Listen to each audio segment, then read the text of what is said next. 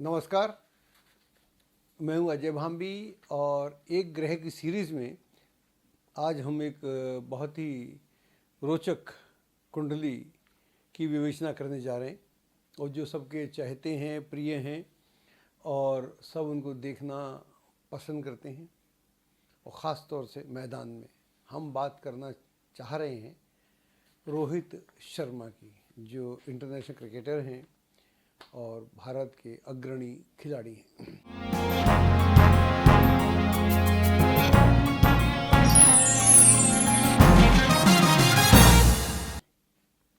इनकी बाकी रिकॉर्ड्स की बात करने से पहले एक मुझे भूतपूर्व कप्तान सुनील गावस्कर का एक इनके बारे में जो स्टेटमेंट है वो याद आ रहा है। तो सुनील गावस्कर ने कहीं कहा था कि जब इनकी बैटिंग को मैं देखता हूँ तो इनकी बैटिंग में मुझे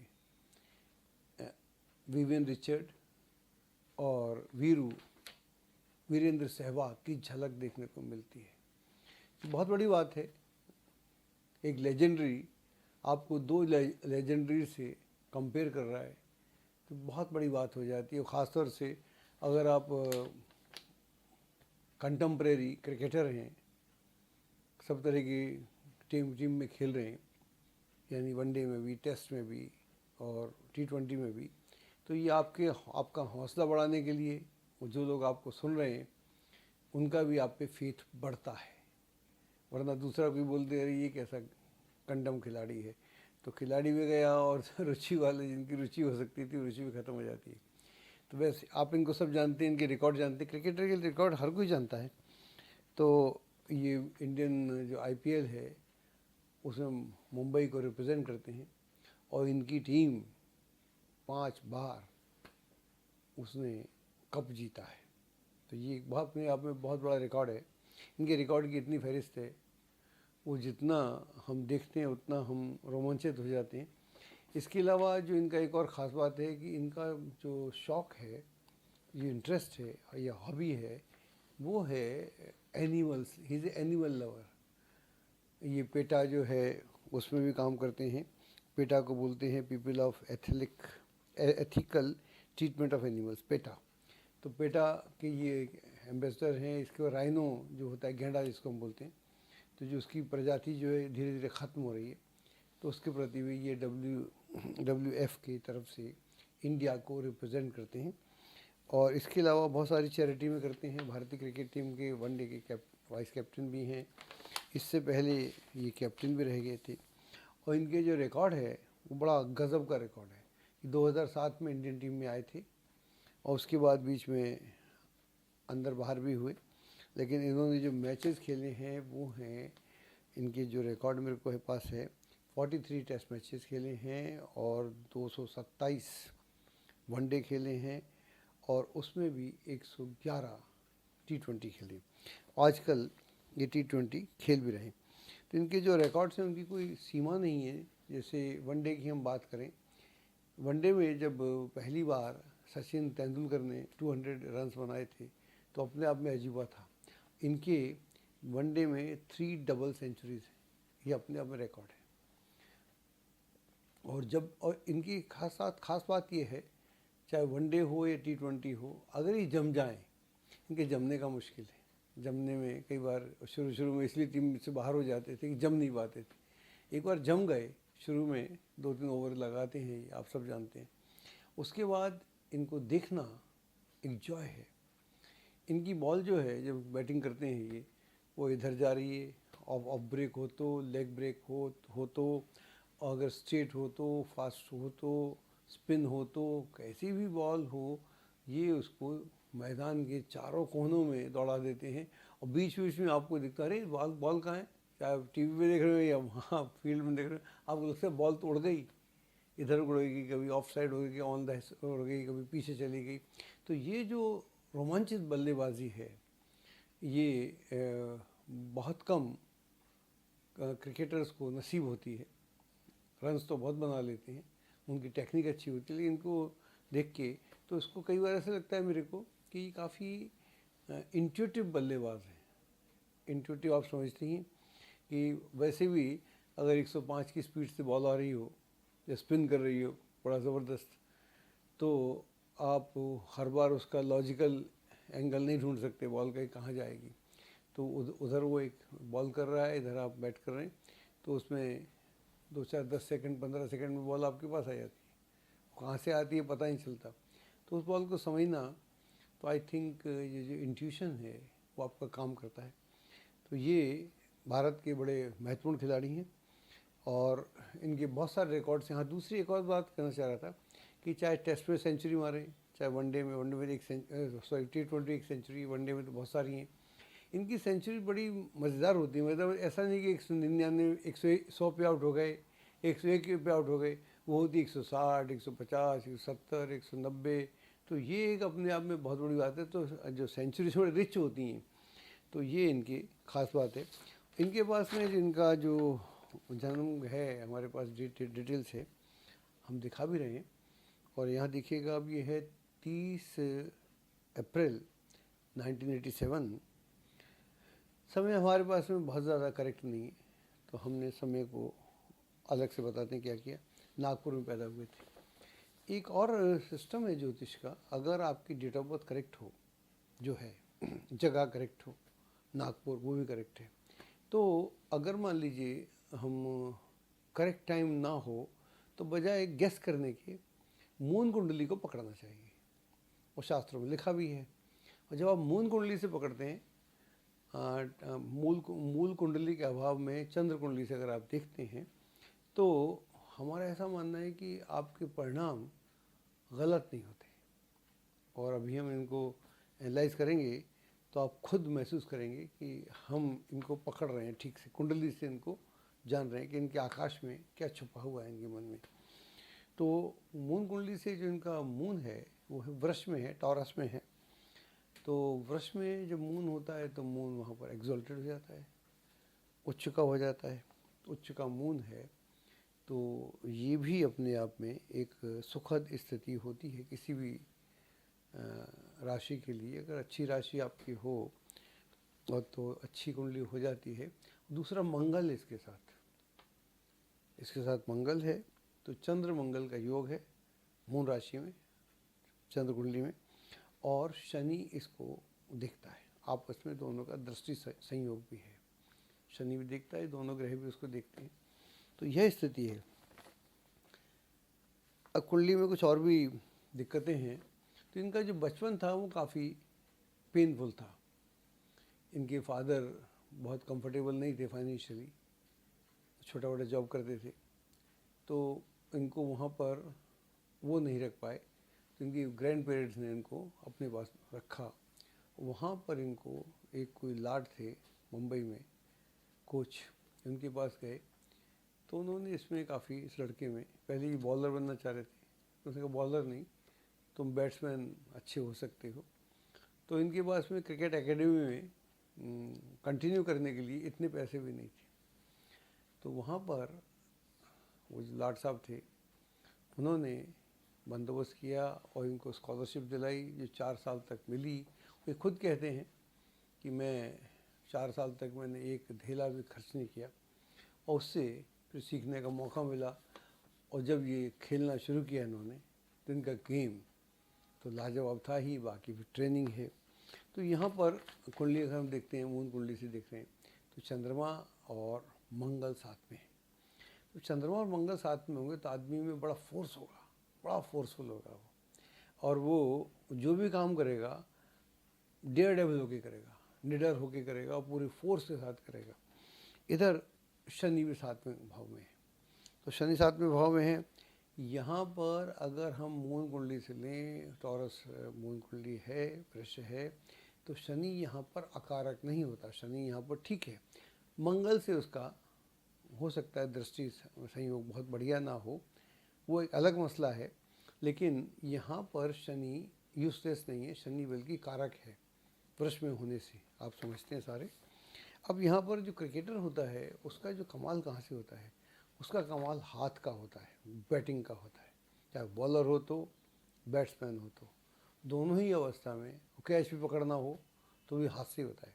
तो क्रिकेट बेसिकली हाथ का गेम है।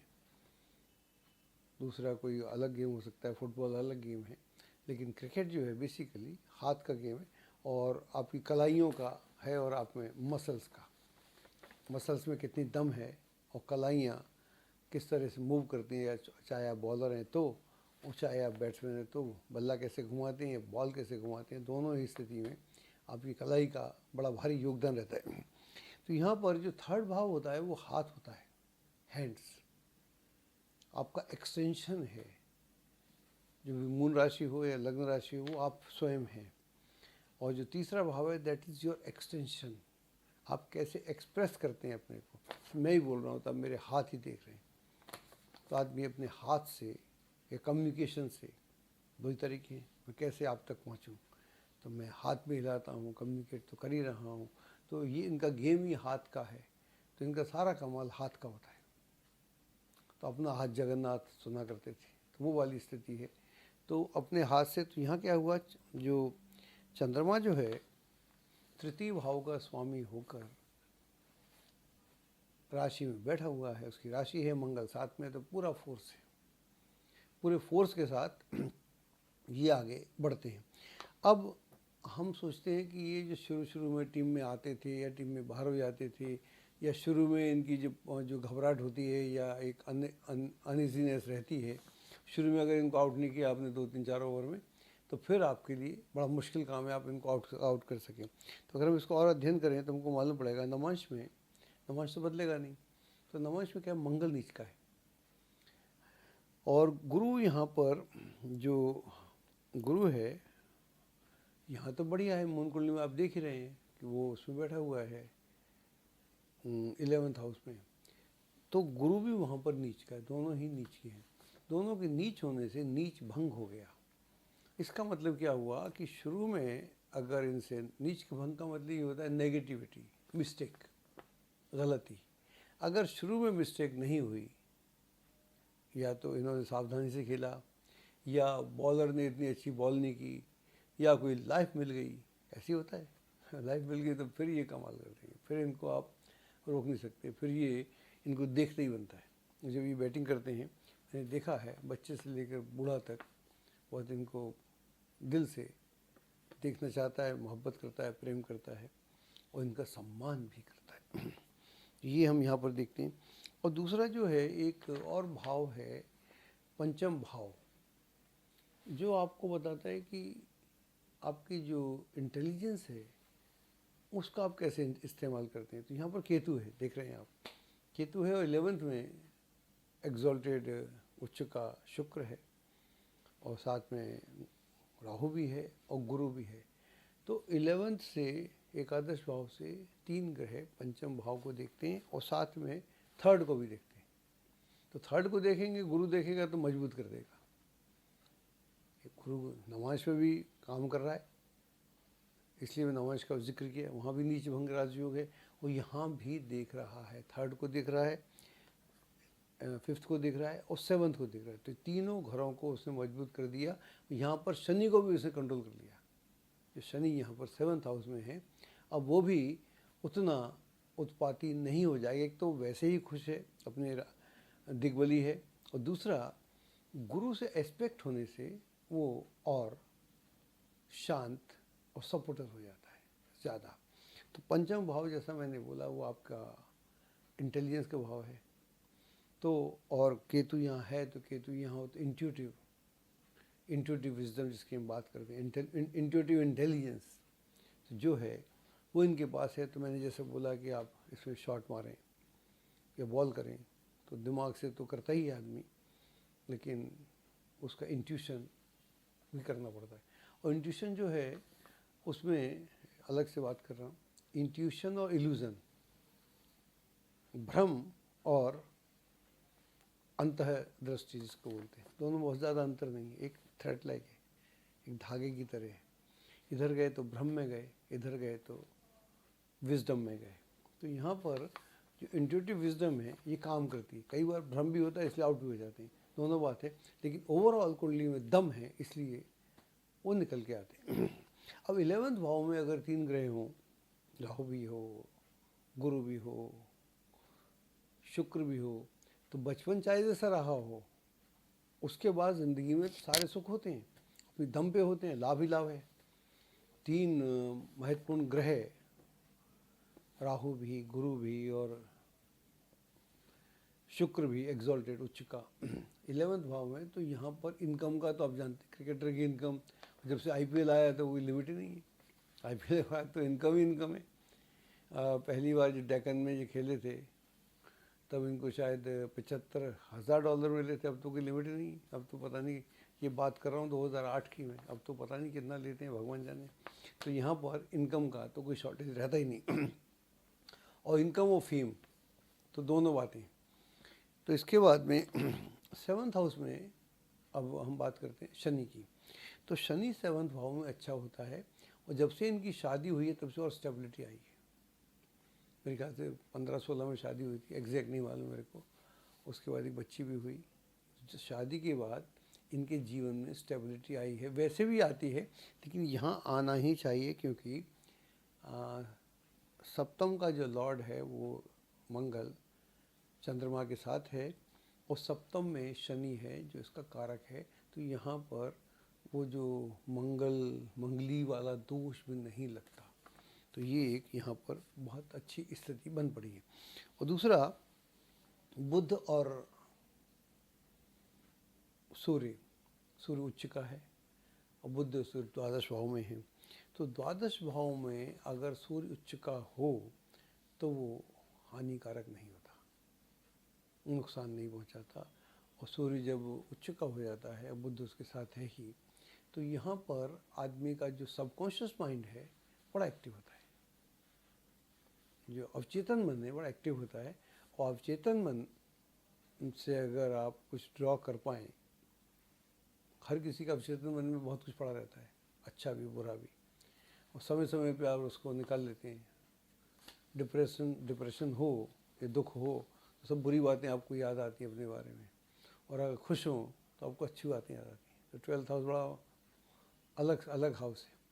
यहाँ सूर्य होके और सूर्य बुध होके तो ये अच्छेपन की ओर इंडिकेट करते हैं कि भाई जीवन में कैसे बढ़ना है, अपने पास क्या है, अपने पास कला है, ताकत है, कला है और सीख लेते हैं और ट्रेन होने के लिए पूरी हिम्मत है। तो क्रिकेटर हुए तो ये आगे बढ़े। तो हमको लगता है पूरी कुंडली बहुत अच्छी है और कुछ दशाएं भी हमको हैं, लेकिन उसकी मैं बात नहीं करूँगा। अगर मैं सीधा गोचर से ही इनको देखना प्रारंभ कर दूँ तो मेरे को लगता है कि आने वाले दिनों में बहुत जल्दी, कुछ महीनों में और सालों में, ये वनडे क्रिकेट टीम के तो कैप्टन हो ही जाएंगे और जो टेस्ट क्रिकेट है उसमें भी ये अपना वर्चस्व स्थापित करेंगे। और जो T20 है उसके तो ऑलरेडी किंग हैं, इनकी टीम 5 बार जीती है, दूसरी शायद धोनी की टीम जीती है चेन्नई, और तो टीमें इतना जीती नहीं है, 1-2 जीते हैं। आई थिंक कोलकाता राइडर भी जीती है, बहुत सारी टीमें जीती भी नहीं है। तो इस तरह से है, तो कुंडली बड़ी अच्छी है और इनको देखना एकदम बड़ा सुखद है और इनकी बातें करना भी सुखद है। मुझे इनकी बातें करके आपसे बड़ा अच्छा लग रहा है और मैं आपसे बातें कर रहा हूँ तो साथ साथ मेरे को लगता है कि मैं देख भी रहा हूँ इनको। तो अब आजकल मैचेस चल रहे हैं, मैचेस चलते रहते हैं। अब सर्दी है तो बहुत सारे मैचेस होंगे, अब तो गर्मी सर्दी का फ़र्क नहीं पड़ता। आप इनको देखिए, एंजॉय कीजिए और जो मैंने बोला है उसका भी ध्यान रखिए। आने वाले दिनों में इनकी शख्सियत और मजबूत होने वाली है। धन्यवाद। एस्ट्रोलॉजी की सटीक जानकारी के लिए विश्वविख्यात एस्ट्रोलॉजर अजय भांबी के YouTube चैनल ABC चैनल को सब्सक्राइब, लाइक और शेयर करें। लेटेस्ट अपडेट के लिए बेल के बटन पर जरूर क्लिक करें।